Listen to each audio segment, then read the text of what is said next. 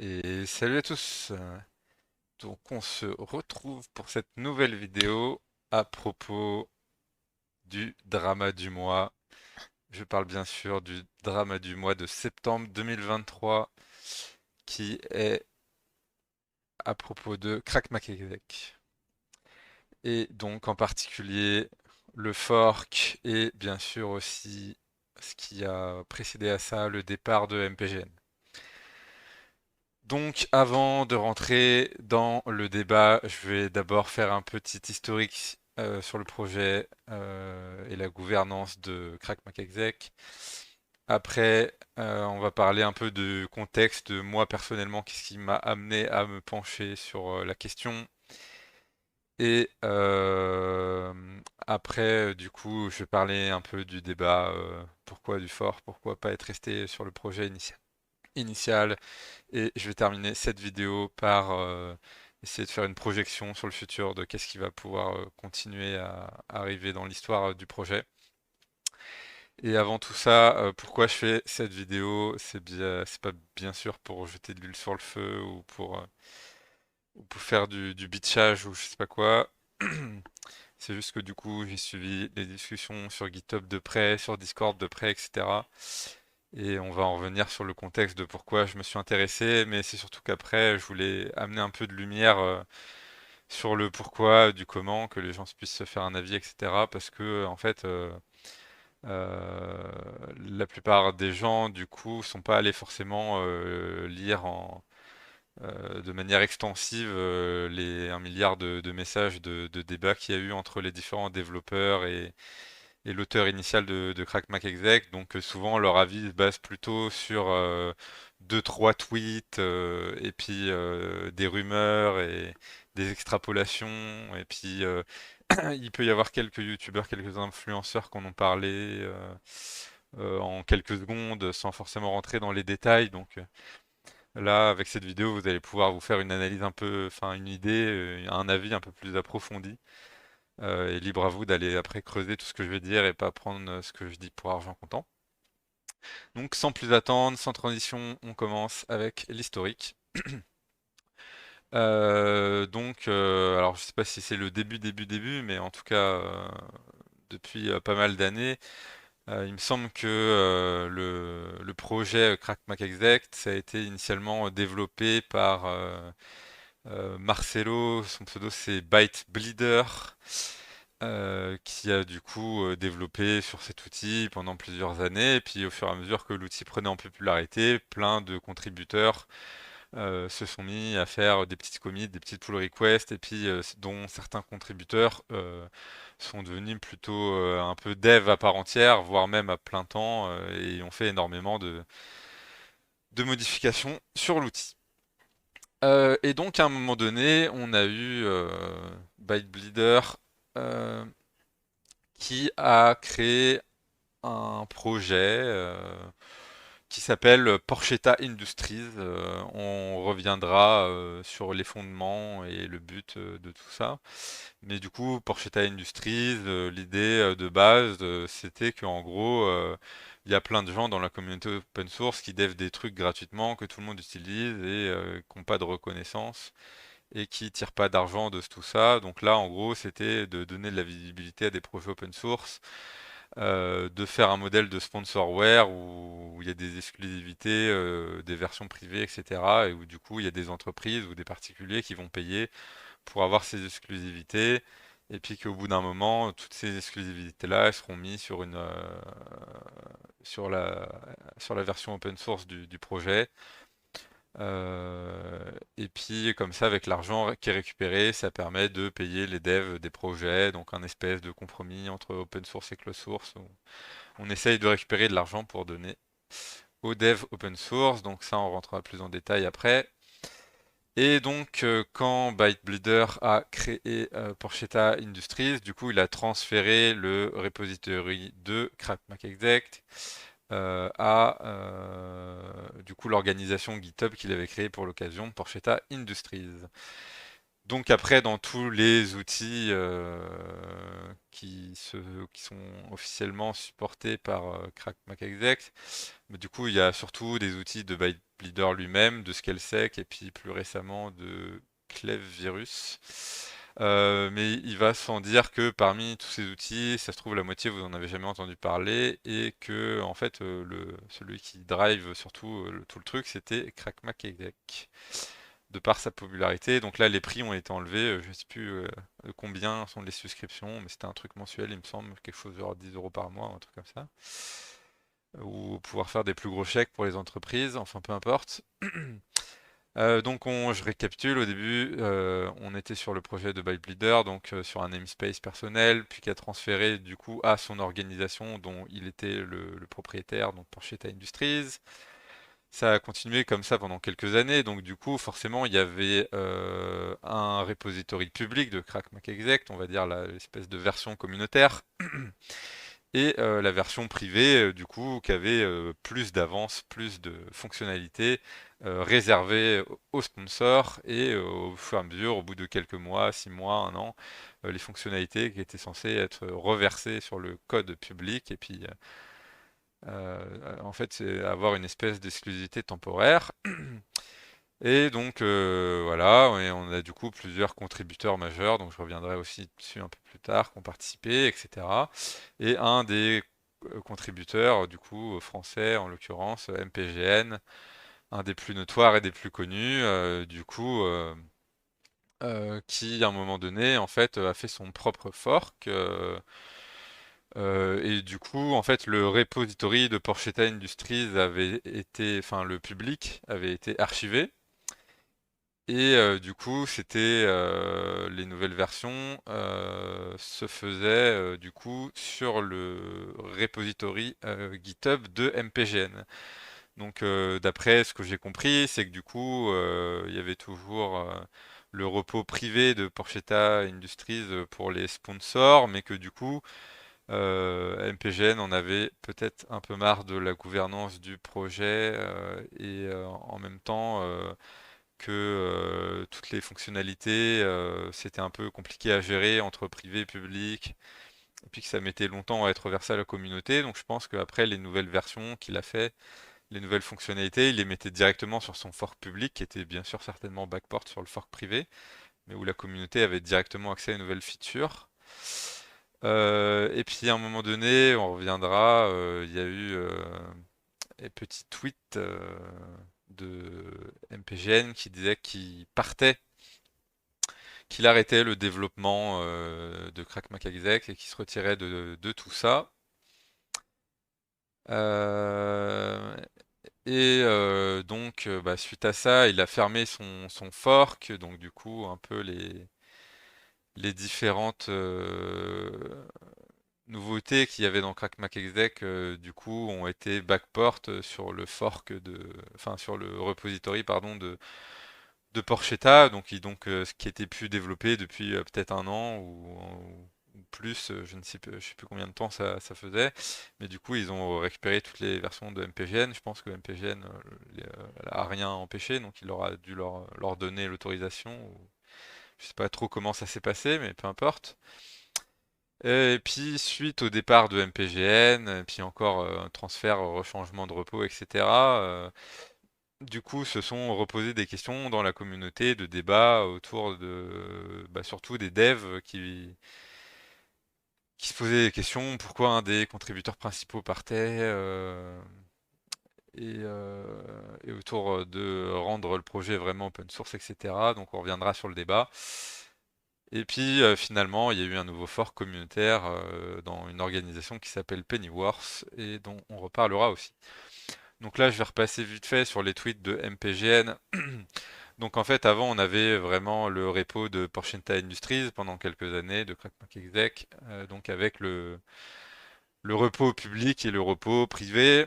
Et puis du coup, le 25 juin, MPGN qui fait un tweet pour dire que bientôt, donc le lendemain, le 26 juin, une nouvelle version de CrackMacExec sera disponible sur son repository personnel et que ça faisait genre 12 mois que en fait il n'y avait pas eu de release publique de Crack donc en fait pendant un an bah, toutes les nouvelles fonctionnalités elles avaient été ajoutées pour la version privée pour les sponsors, mais rien n'avait été euh,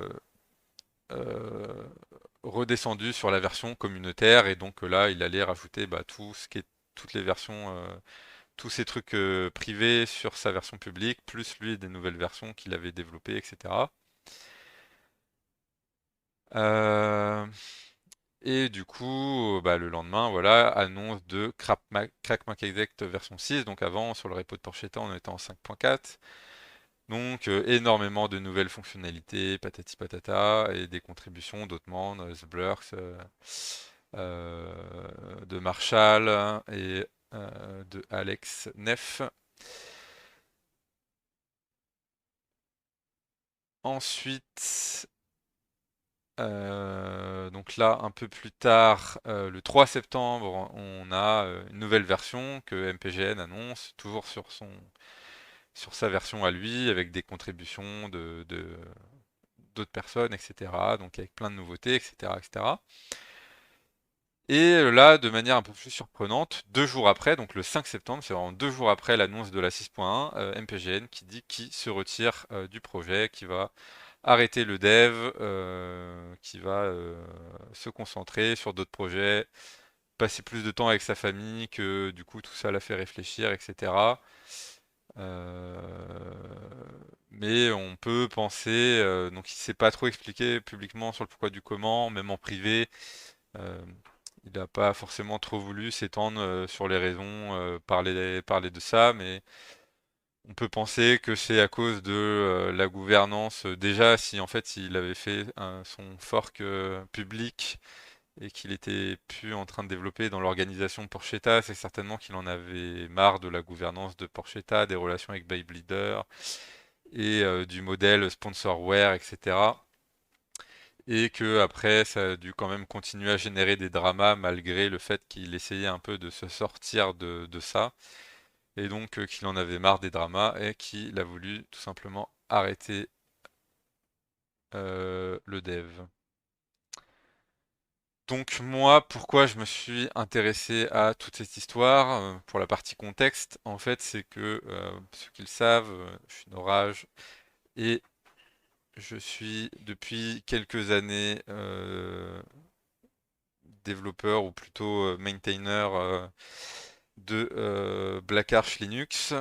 Et du coup, en fait, dans les repos de Black Arch Linux, bien sûr, on avait Crack Mac Exec, et ça faisait longtemps que du coup, on était calé en upstream sur le repo de Porchetta. Sauf que du coup, euh, comme je l'ai montré, là, quand il y a eu la nouvelle version que MPGN a mis à disponible, bah, du coup, c'était officiel que du coup, le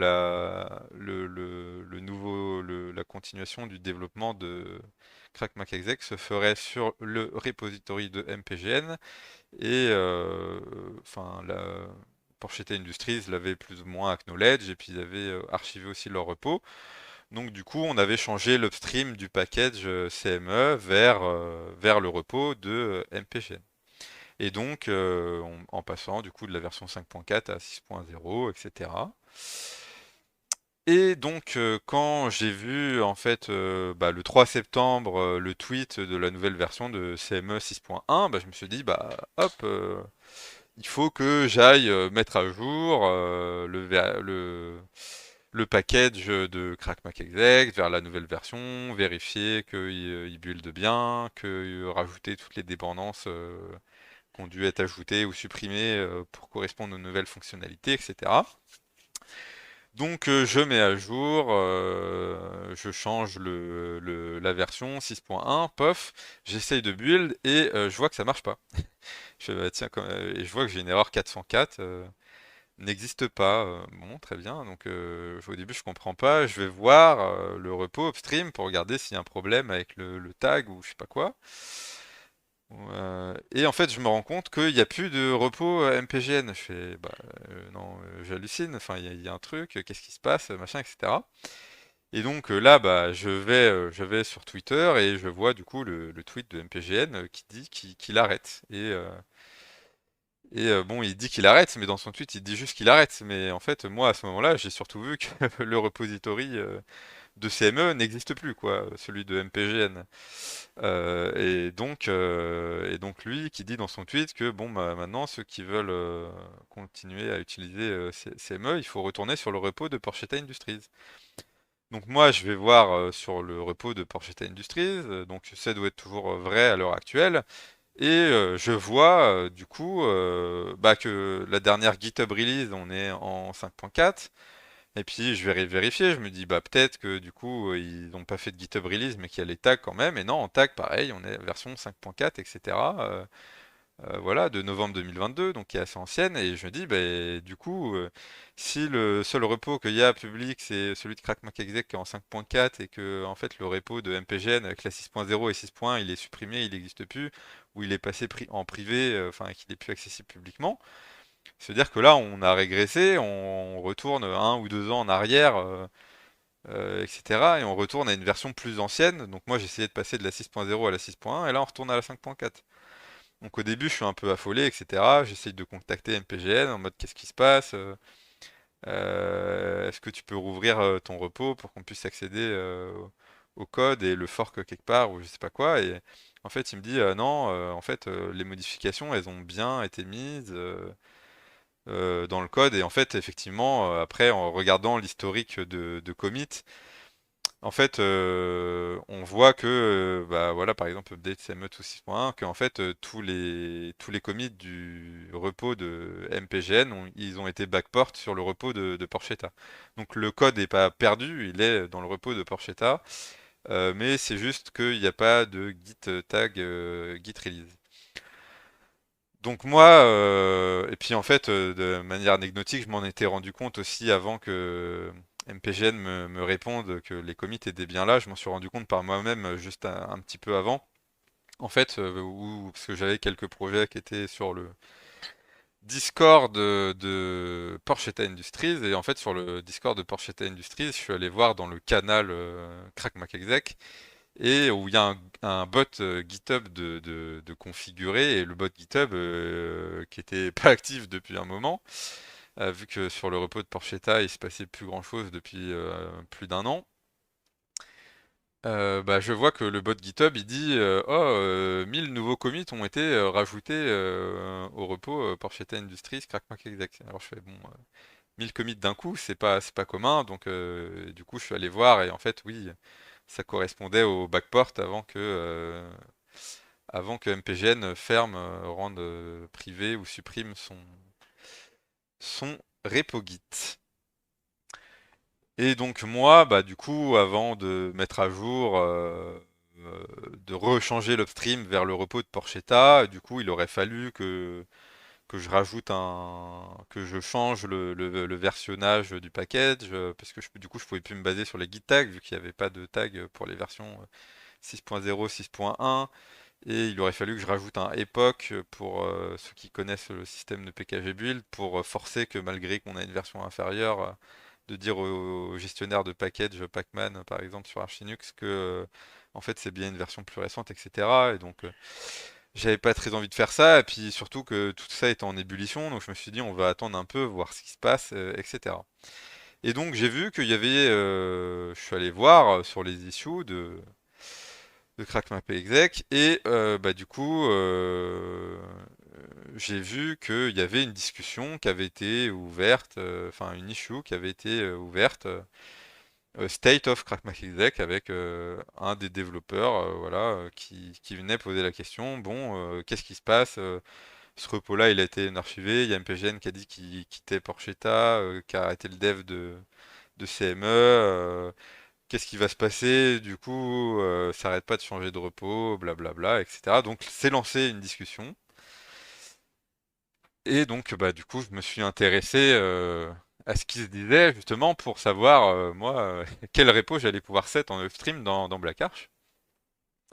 Et donc, c'est là que dans la vidéo, on va rentrer dans la partie autour du débat. Donc, en fait, au début, il y a eu deux trois messages dans l'issue qui a été rapidement en fait fermé par ByteBleeder où il a dit qu'il avait ouvert une discussion. parce qu'il sait probablement pas qu'il y a une feature quand on est owner d'un repository qui est convertir cette issue comme discussion, mais bon, peu importe. Et donc il a ouvert une discussion où il faisait mention de l'issue et à reprendre la discussion ici. Donc, très bien. Et bon, la discussion, il y a plusieurs threads. Rien que dans ce thread-là, je crois qu'il y a 48 messages, 33 replies, blablabla. Il n'y a même pas tout qui est affiché parce que c'est trop long. Et puis après, il y a d'autres messages avec d'autres réponses. Bref, il y en a pour au moins une heure de au moins une heure de lecture, je pense. Donc pour vous épargner tout ça, je vais vous résumer un peu ce qui s'est dit. Et donc du coup, il y a eu tout un débat. Donc majoritairement, en fait, le débat, c'est pas des gens, des utilisateurs qui sont venus et qui ont donné leur avis. Ça a été principalement entre Bytebleeder, donc du coup le propriétaire officiel et le créateur à la base du projet, et puis différents devs de la communauté,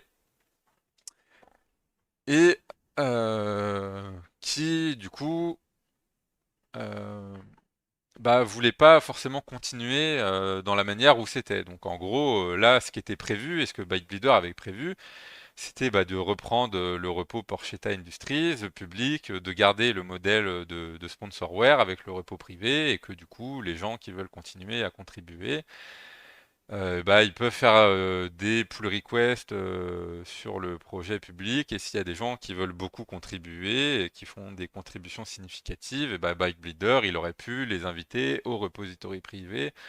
Donc en gros, ils auraient eu un abonnement sponsor gratuit et puis en même temps, ils auraient pu accéder au code source privé avec toutes les nouvelles fonctionnalités pour travailler sur le projet, etc.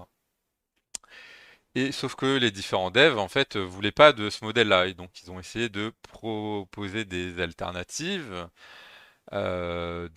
Soit par exemple de arrêter le modèle de sponsorware et de euh, passer tout en full open source, soit à minima en fait aussi de donner des droits d'écriture. Donc par exemple, je crois que c'était Marshall qui devait demander ça, que lui, il voulait pas continuer le développement de CME s'il n'était pas honneur de l'organisation et qu'il n'avait pas les droits d'écriture sur le repos, etc.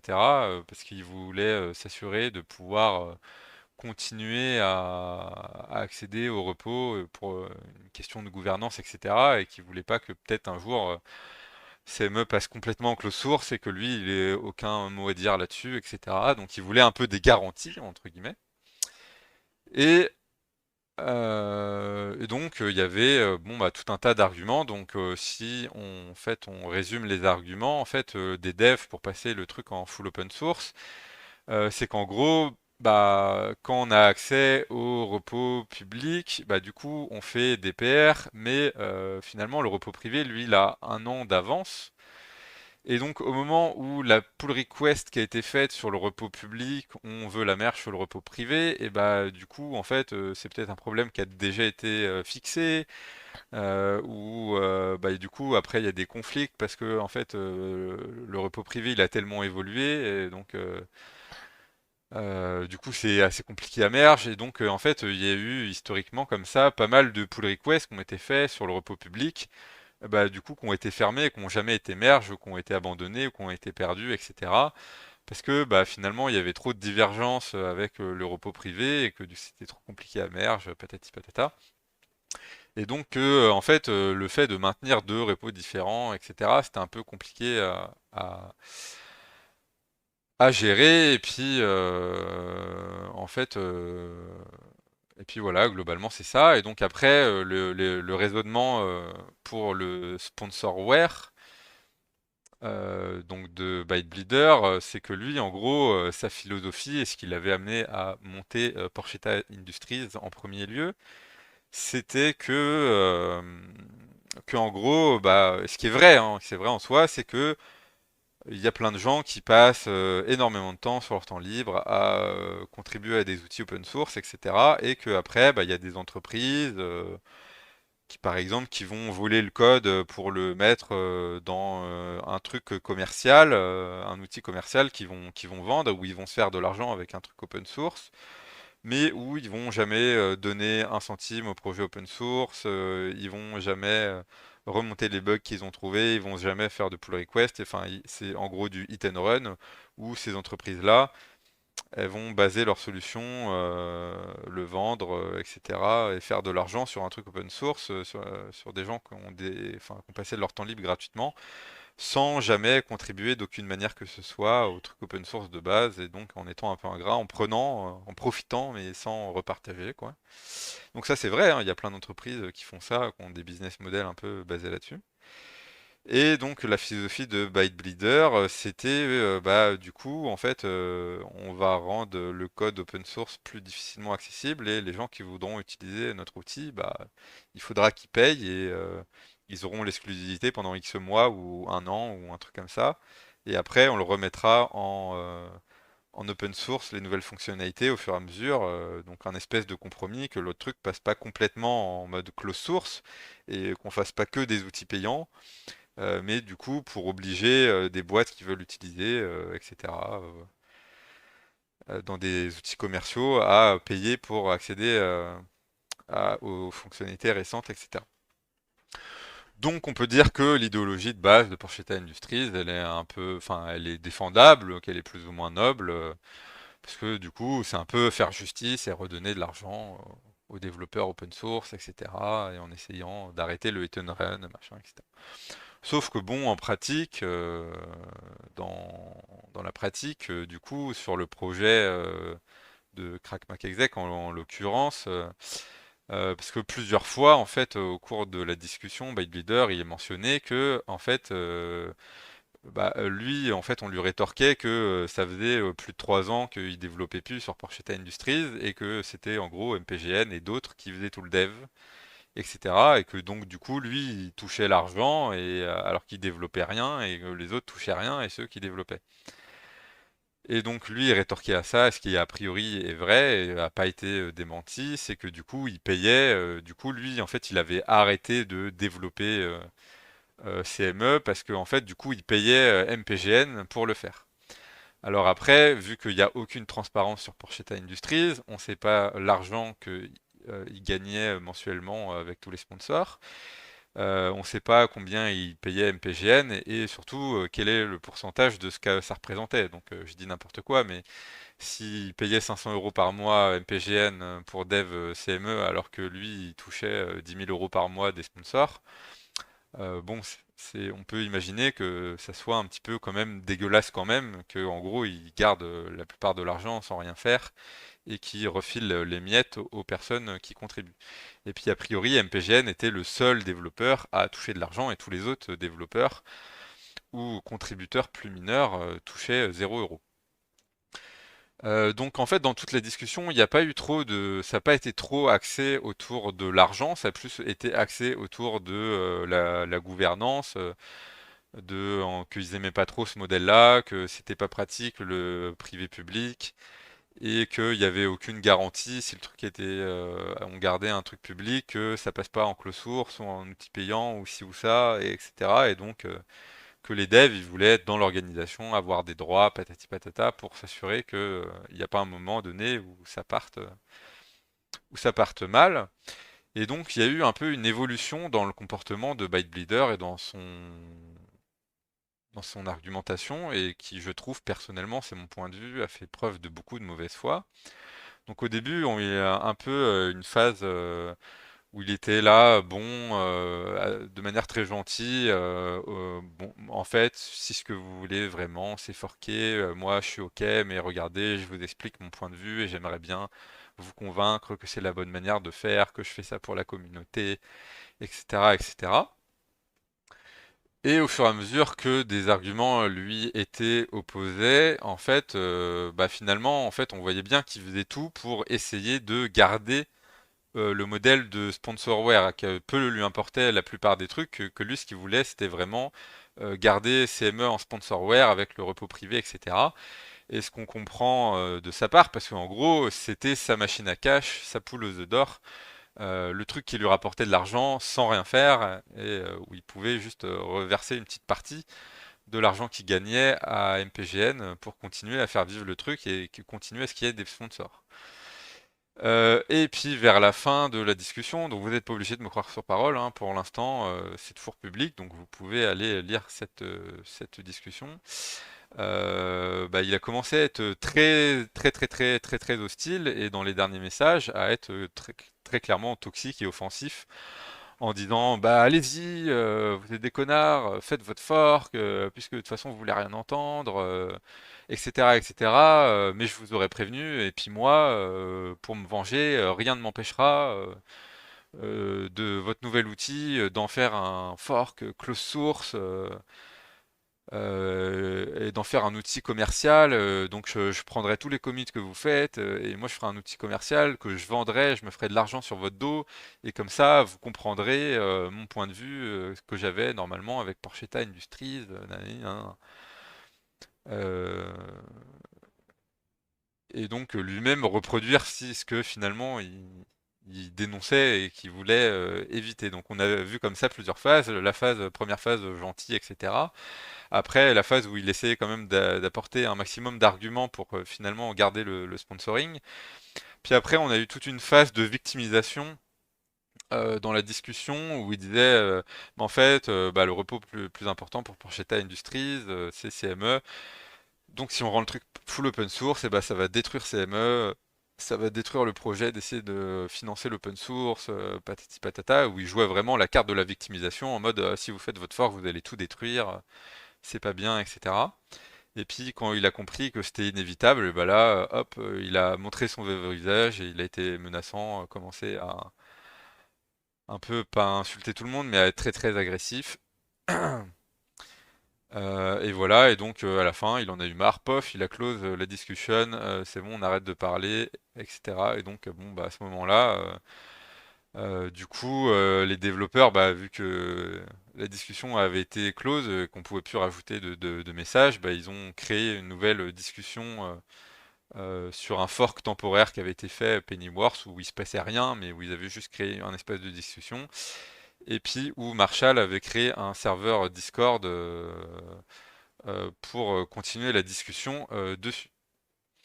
Donc juste pour regarder un petit historique des contributions.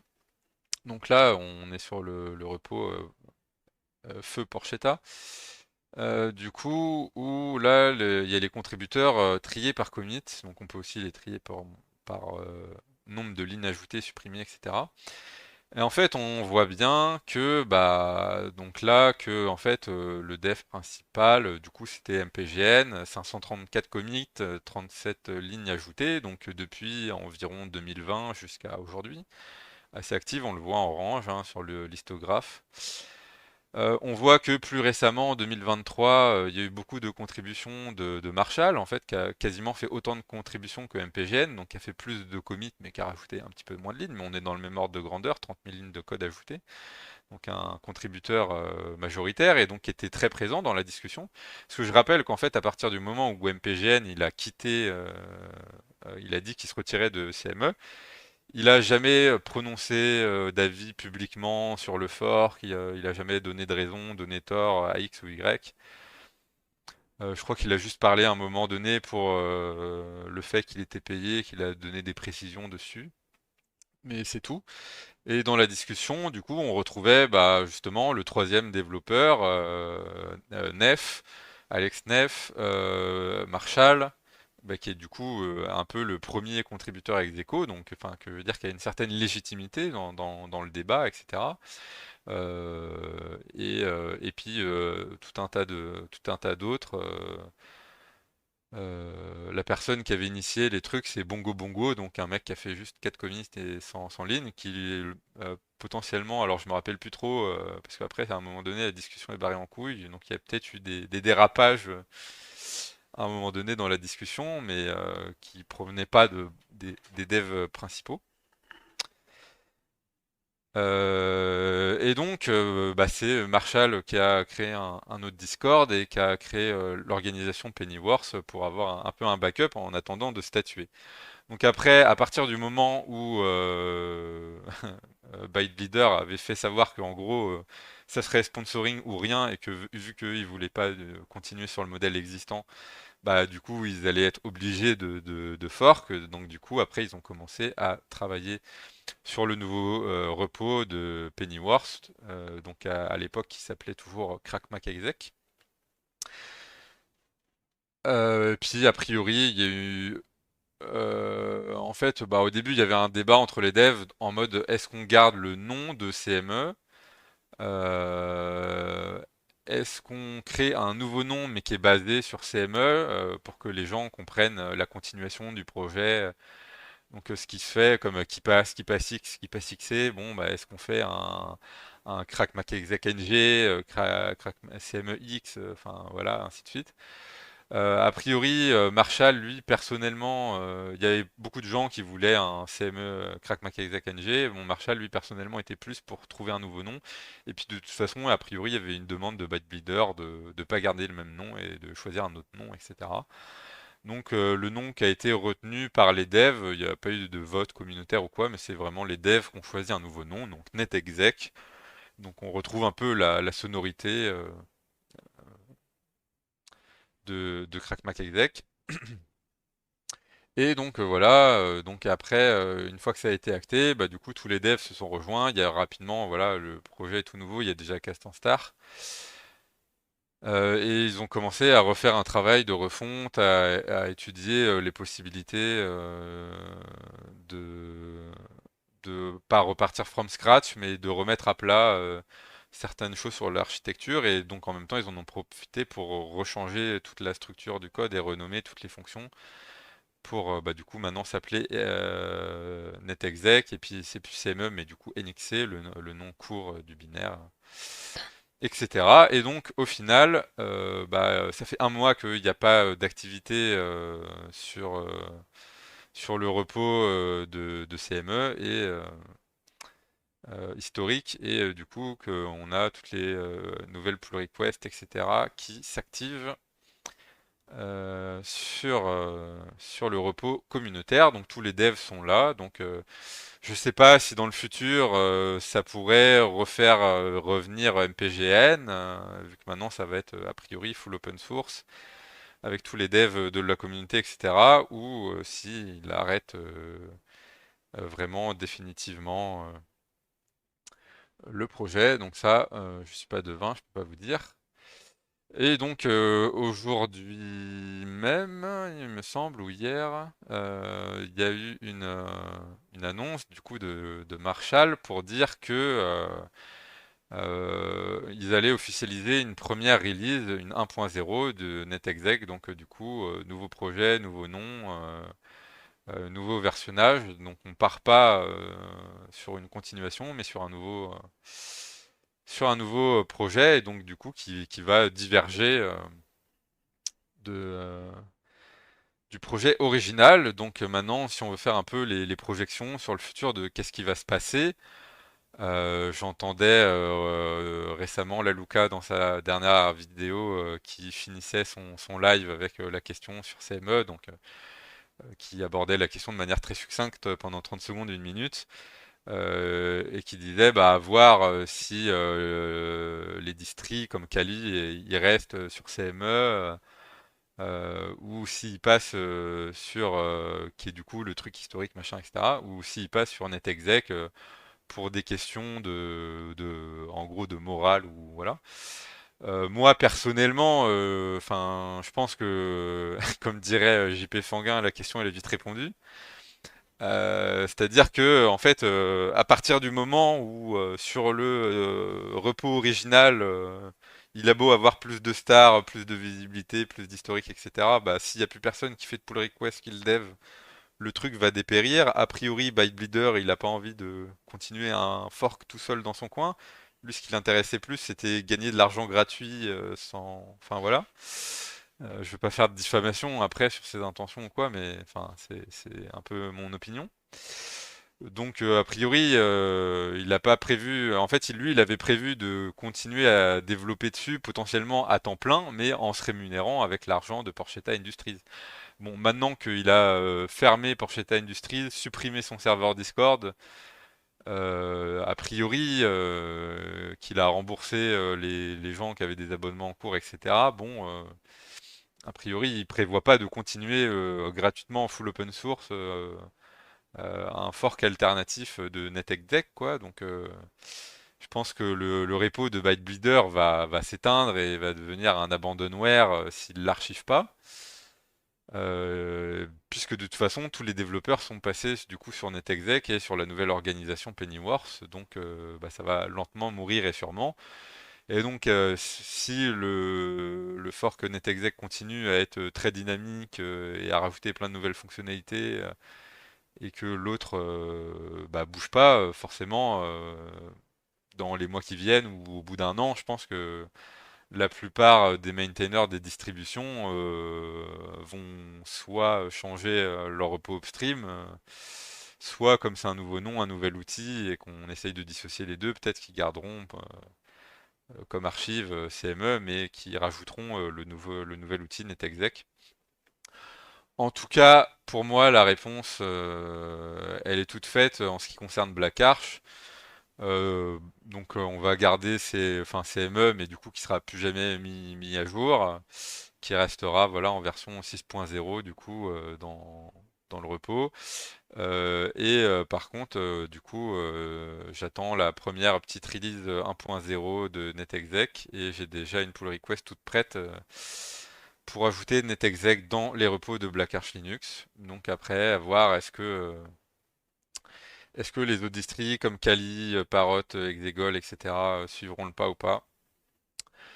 Moi, je prends le pari qu'ils finiront tôt ou tard par inclure NetExec parce que comme tous les devs sont là, du coup, toutes les fonctionnalités, l'avenir du développement de l'outil sera là.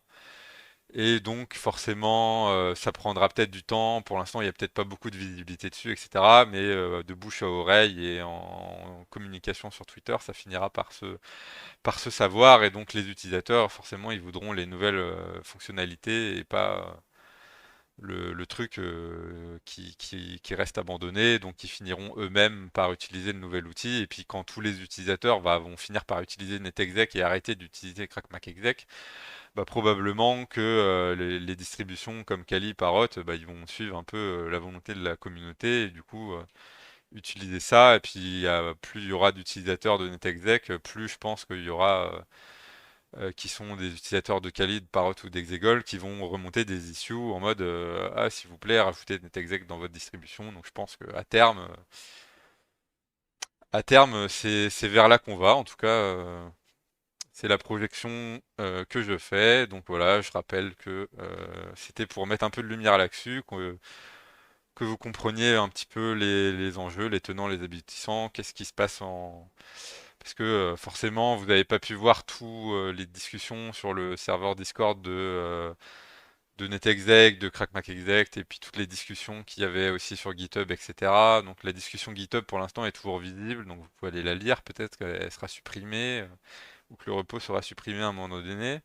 En tout cas, le serveur de Discord de Porchetaz est supprimé, donc vous pouvez pas aller voir l'historique de discussion de ce qu'il y a dessus.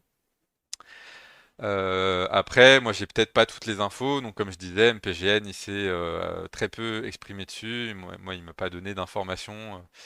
Je lui ai juste demandé poliment, peut-être qu'il avait pas envie d'en parler en ce moment. Il m'a dit qu'il avait pas envie d'en parler, donc voilà. Peut-être qu'un jour il s'exprimera sur comment ça s'est passé pour lui et les raisons qui l'ont vraiment amené à quitter tout ça. Moi, en tout cas, j'en sais pas plus. Donc le but, c'est pas de mettre de l'huile sur de feu, de dire qui est gentil, qui est méchant. Mais comme ça, vous avez un peu, en même temps, vous avez un peu l'historique, vous pouvez vous faire votre propre opinion. Prenez pas tout ce que j'ai dit pour argent comptant. J'ai peut-être raté des informations, j'ai pas peut-être pas lu chaque message, etc. Et en même temps, ça vous donne l'information. Voilà, en tout cas, si vous voulez continuer si vous voulez faire des contributions, développer ou utiliser la dernière version de CME, et bah en fait, vous savez où le trouver maintenant sur ce repository. Et puis bah du coup, on va voir ça demain pour la version 1.0 et la communication qui va être faite autour. Donc a priori, justement, Il parlait depuis quelques jours, depuis une semaine ou deux, qu'ils allaient faire un nouveau logo pour remplacer ce logo qui est très très très ancien, qui a été historique de CME avec l'espèce de trident et la tête de mort. Et donc là, on va avoir plutôt une espèce d'araignée et du coup du violet plutôt que de reprendre le code couleur vert clair qui était du coup vraiment omniprésent sur Porchetta, comme vous pouvez le voir. Donc le but, c'est vraiment là de s'éloigner totalement du nom du projet original, etc. Et A New Journey Begins. Une nouvelle aventure commence. Une page est tournée dans l'histoire de l'outil. Et voilà, en tout cas, mon avis, mon opinion personnelle qui n'engage que moi sur la chose et mes projections sur ce qu'il adviendra de l'outil dans le futur. Merci de m'avoir écouté. Cette vidéo peut-être un peu trop longue, peut-être pas autant intéressante que ça. Et nos rages de mon dérapage. Allez, ciao.